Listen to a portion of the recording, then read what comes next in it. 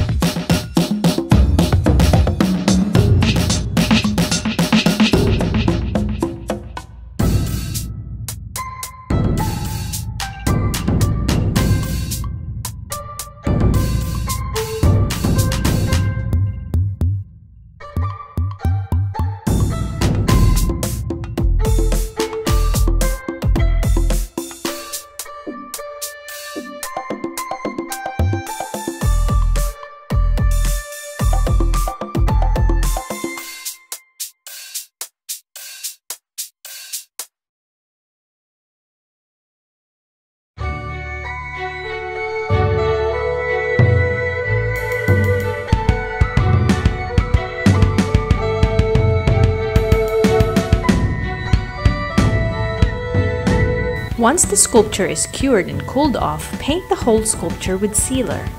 Pour it in a cup. Use a specific brush for this process or wash the brush thoroughly. Don't let the sealer dry out on the bristles.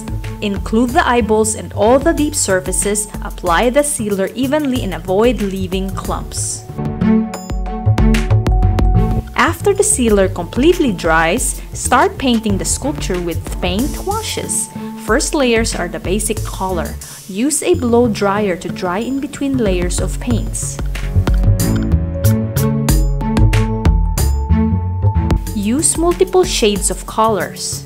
Avoid using only one solid color for the fur.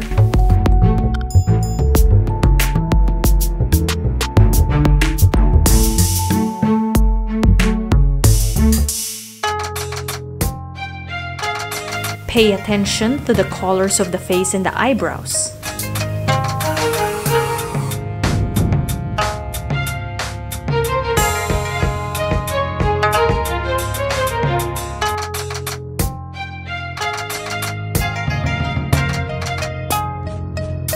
Simultaneously paint the fur with lighter and darker colors.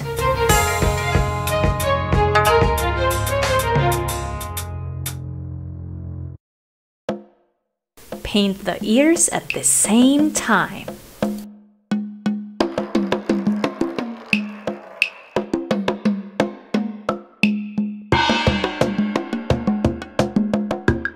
The dirtier the sculpture looks during the painting process, the better. It'll create a nice gradient colors.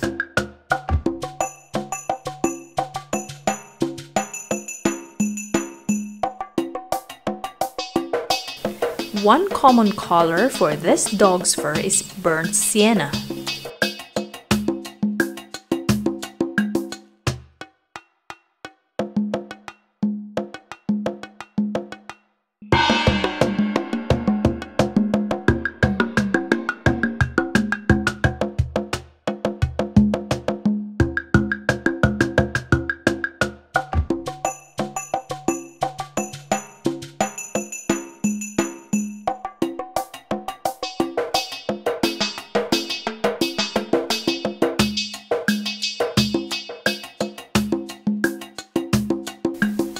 Use dabbing techniques of paint wash for the lighter colors.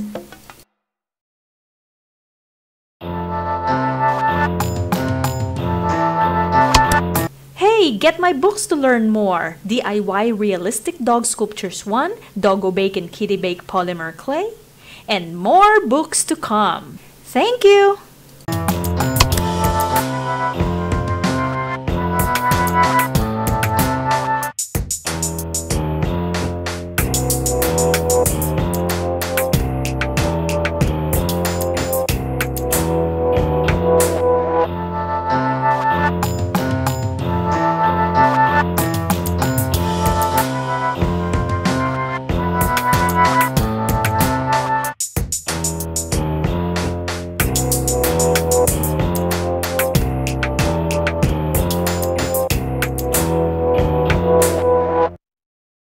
Now paint the eyeballs.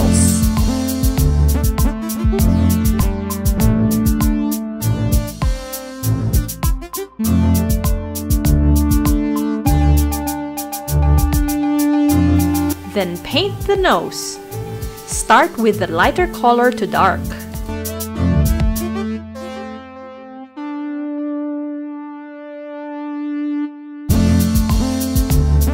Paint the lighter parts of the sculpture with dark water wash, allowing it to drip in the deep parts of the fur.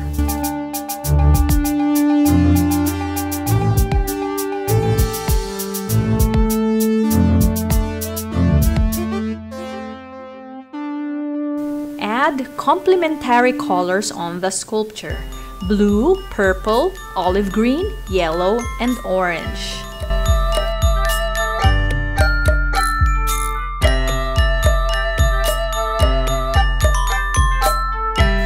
Darken the nose with blue and darker brown for a black nose. Add very thin layers of same colors in the surrounding area.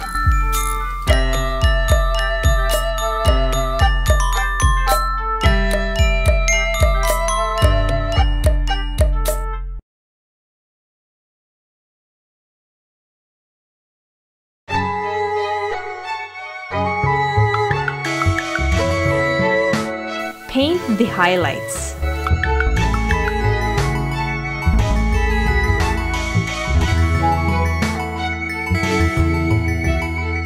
Sparingly paint some parts of the fur with the metallic colors.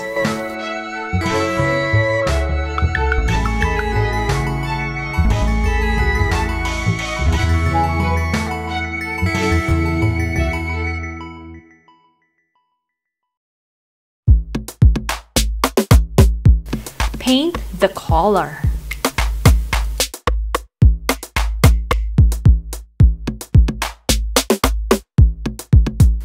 Paint any solid colored items with multiple layers.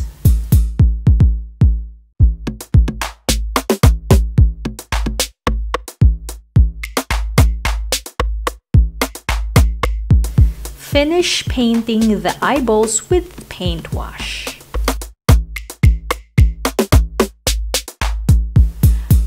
Apply clear liquid resin on the eyeballs. Spread a thin layer of it with a toothpick.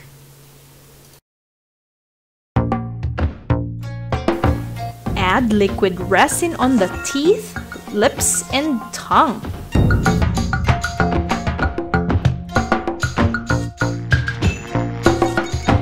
So now our last thing to do is to varnish the piece. If you ask me what kind of brand or what brand of varnish, it's really up to you. It depends on where you are in the world. I don't know what kind of brand your local hobby store offer. Just make sure it's matte varnish. Right there, matte. Yeah, matte is supposed to be not shiny. We don't want it glossy because that will kind of defeat the purpose of gradient colors and what we just did, because if it's shiny it will reflect the light and we won't really see much of the color. Experiment the matte varnish with a sample, like a piece that you will throw away. You know, make a little sculpture and then varnish it with this and then bake it. And after you bake that little piece with varnish and it turns yellow, that means it's no good. I don't recommend using a varnish that is yellowing. The reason why I do that is because sometimes when we varnish and we're all done with the piece and you say this is perfect, and then we varnish the whole thing, but then somehow we found a mistake there or it cracks and then we have to fix the part, that means we will have to resculpt the part, repaint the part, and rebake. And if the dog is white, for example, after you bake it, it will turn yellow. So now I'm going to varnish it, put it in a cup, just a little bit there, and we are ready to varnish Bieber.